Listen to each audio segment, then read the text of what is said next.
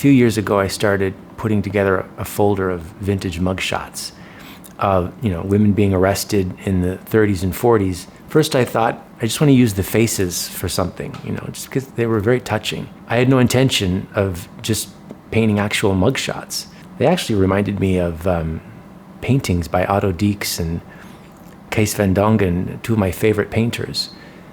So in the beginning, I was just really moved by the faces. They just looked like melted candles and rotten fruit. To be arrested as a woman in the 30s, that's got to be like a real moment of reckoning. They look so alone in these pictures. Anyway, I've talked about my reference folders. I don't think I'd use even a quarter of it, but it makes me aware of, where the creative current is running. So imagine a veiled figure in the debris of possibilities, possibilities.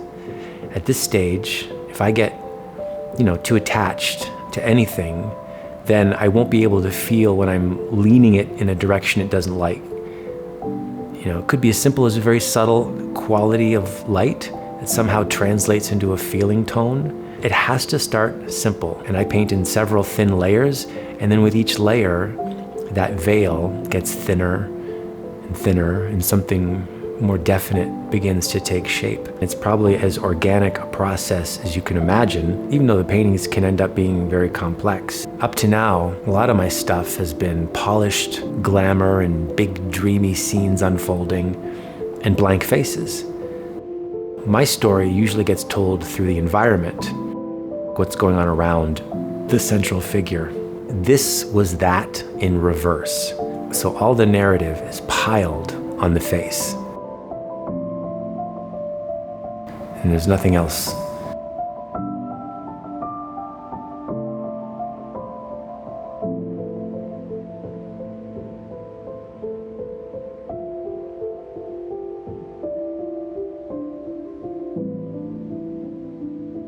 That was new for me.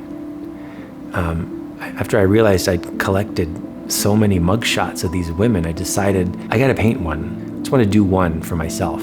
So the first photograph I used as a starting off point was Blanche Martin. Now, she worked in Montreal as a maid and also owned a brothel. And she was taken into custody on May 8th, 1940. Now, a lot of the mugshots I found were prostitutes from Montreal. I guess there was quite a police crackdown after Prohibition ended. A lot of American men were going north for a good time, and eventually there was a real problem with STDs. So I found a lot of police photographs of these women from that time. The first layer of this painting, she was wearing a plain orange house dress, and she seemed like someone from a John Steinbeck novel. I imagined her someone ravaged from the Depression and the Dust Bowl, and then somewhere along the line that figure started to shift. She ended up looking like what I thought was like a little blackbird with a broken wing frozen in a pond. So I decided to do another. The second source image was another Montreal madam, Floret Dubois. This is the only one where I used the background as an accent. I wanted to give a sense of the density and weight of the wall that was kind of looming over her, but I also wanted it to be, sort of weeping along with her. Obviously, these aren't portraits of the women in the police photos. The paintings always become their own character. I can't get in the way of that. It's always very important to me that they become their own thing, separate from the source material. So, second painting finished. I still wasn't thinking a series. I just thought, okay, well, I've got two. I might as well finish it off with a third. And I thought 3 paintings, that'll be it, But instead of using another mugshot as a source photo, I decided to look around for photos of people that I thought would make interesting subjects. There was a person I immediately thought of as a fantastic starting off point, and that was Anita Berber. She was a famous dancer and notoriously scandalous figure in Berlin during the crazy Weimar period. Completely outrageous and original. So I think I was Googling for pictures of Anita Berber, and I came across this great photo by Thomas Eilhart, the German photographer. This is his recreation of the Otto Dix painting. And I loved how Thomas reimagined it. I mean, I love the face of the model. I knew right away I wanted to use that face. And so I reached out to Thomas and asked him if I could use it as a reference point, because I didn't want to change it at all. He was very kind to say yes. As I was painting her, I was also thinking of someone like, Polly Adler. Polly Adler was a very chic New York madam in the 20s and 30s, and she was very successful. She had a string of thriving bordellos and very opulent buildings in Manhattan. She was arrested so many times that she decided to go back to school, and she ended up writing a book. It's a great book. So third painting in the can, and I was just like, I don't know. I don't think we're done.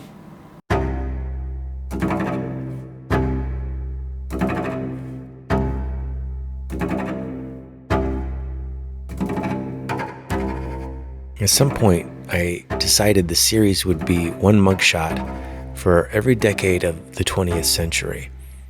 So starting in the first decade, I came across this story about a woman named Bertha Beronda. Bertha was a 31-year-old woman found guilty of slicing off her husband's penis with a straight razor on the night of Friday, May 30th, 1907, while he lay in bed. She was apprehended the very next day, disguised as a man, about to climb onto a bicycle. Now, there were no signs of, regret or contrition. She was not sorry in the least and had no remorse for the attack. And you can plainly see that in her mugshot. I mean, she's smirking. And nobody even smiled in photographs for another 15 years. She told police that she knew for a fact that her husband had visited a brothel, that he was planning on deserting her, running away to Mexico, and that, in her words, he had made a vile request. Now, you can imagine how just insanely provocative this would be in 1907. And at the time, the newspapers had to be very delicate in their reporting. So in the press, it was just described as Bertha drawing a razor and cutting her husband. The end. She then walked over to the room where her nephew was sleeping and woke him up by saying, "Frank cut himself." Her official crime was booked as mayhem.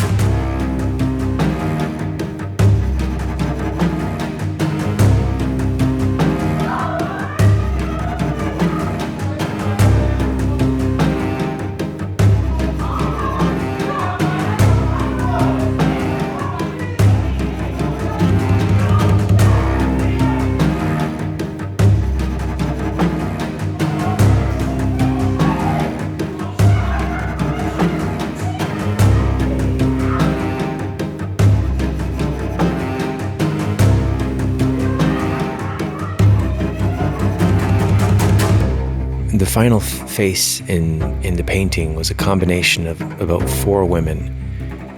Bertha Beronda was sentenced to 5 years in prison, but was released just before Christmas in 1909 after having served 2 years.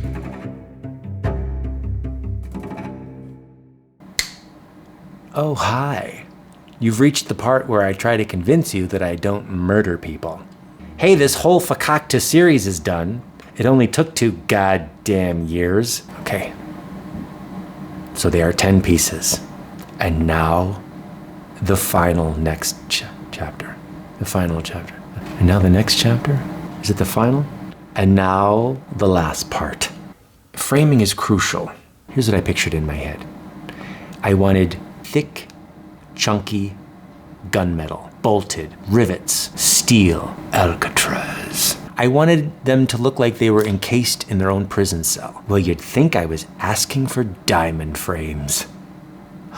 One of the biggest lessons I've learned over all the years I've been doing this, the right frame makes all the difference. It's pivotal. I haven't always gotten the framing right, and those girls haunt me to this day. But I know when it's perfect. And my heart was set. I even contacted a master framer in New York, and he doesn't work with metal. Yeah, a little harder than I thought. After a few more dead ends, I was kind of losing hope. Not gonna lie.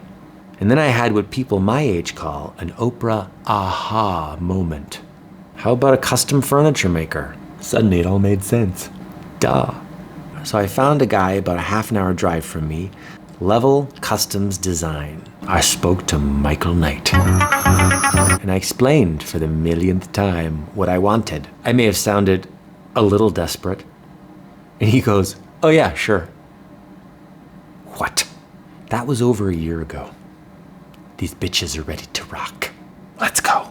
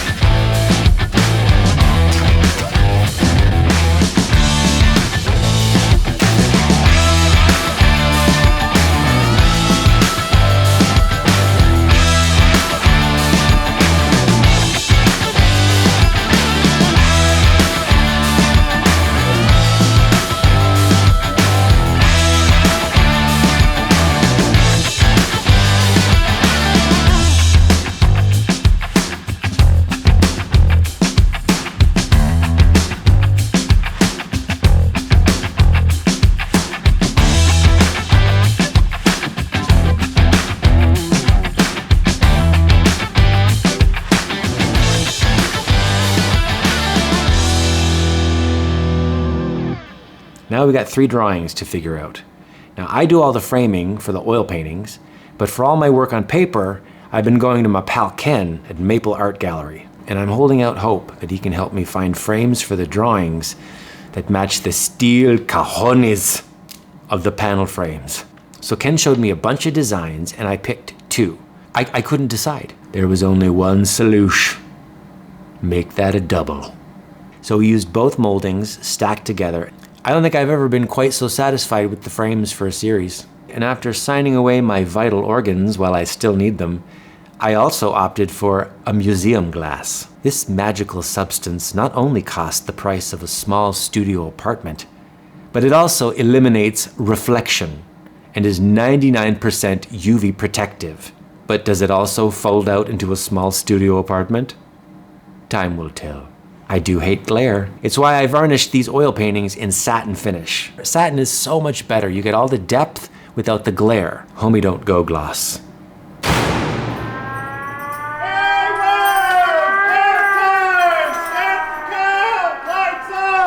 Attention all guards. There is a riot in progress. Seal all exits.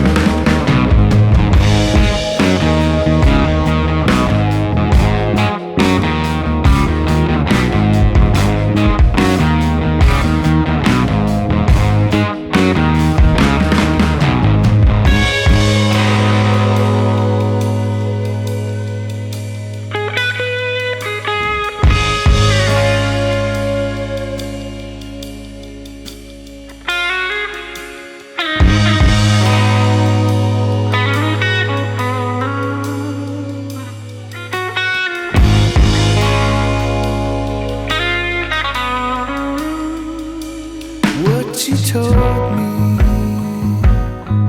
was true from a certain point.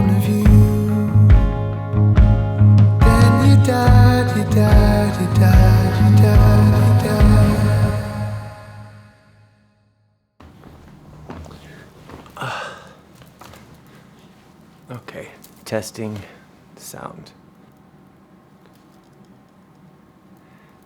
Damn, it's hot in here. Okay. And then when I finally kind of stood back and looked at the paintings all together, I had a thought that the girls were in sympathy lockdown. Estremamente importante. Jeeves, fetch me a quill and inkpot. Oh, hi. You've reached the part where I try to convince you that I don't murder people. Murder people. It'll get cut in post. Shut up over there! Gross out.